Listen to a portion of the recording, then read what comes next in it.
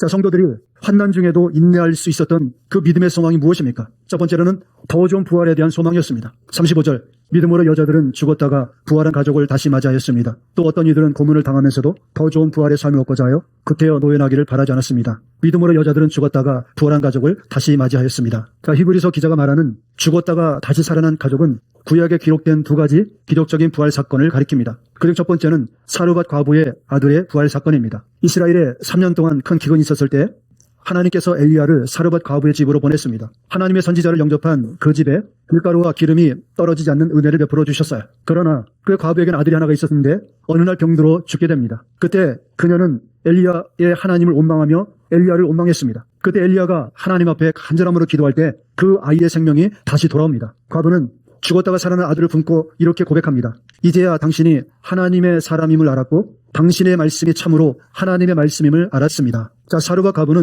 죽었다가 다시 살아난 아들을 통해 하나님의 살아계심과 말씀의 참됨을 확신하게 된 것입니다. 마르다와 마리아의 오라비가 죽었다가 3일 만에 부활한 사건이 있습니다. 그러나 이 모든 부활은 일시적인 부활이었기에 언젠가는 다시 죽을 수밖에 없는 한계가 있었습니다.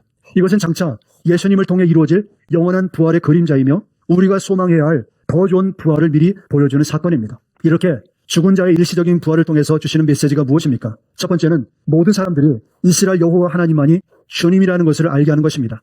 열왕기상 14절에 사르밧 여인이 죽었다가 다시 살아난 아들을 품 안에 안고 이렇게 고백합니다. 이제야 저는 어른이 바로 하나님의 사람이라는 것과 어른이 하시는 말씀은 참으로 주님의 말씀이라는 것을 알았습니다.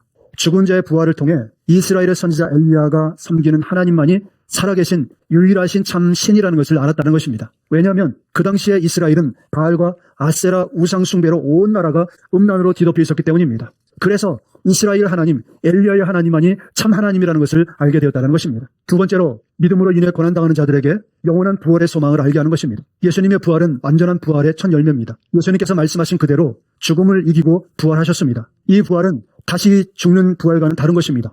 다시 죽을 육체가 아닌 영광스러운 몸, 영원히 사는 부활입니다. 영원히 죽지 않은 이 부활, 이것을 우리는 바라보고 있는 것입니다. 사랑하는 성도 여러분, 예수님은 부활하셨습니다. 그것은 장차 예수 그리스도를 믿고 예수 그리스도 안에 있는 자들이 맞이해야 될 영광의 부활인 것입니다. 그러므로 예수님을 믿는 자들에게 장차 나타날 그 일을 예수님께서 살아나심으로 말미암아 우리에게 그것을 보증해 주신 것입니다.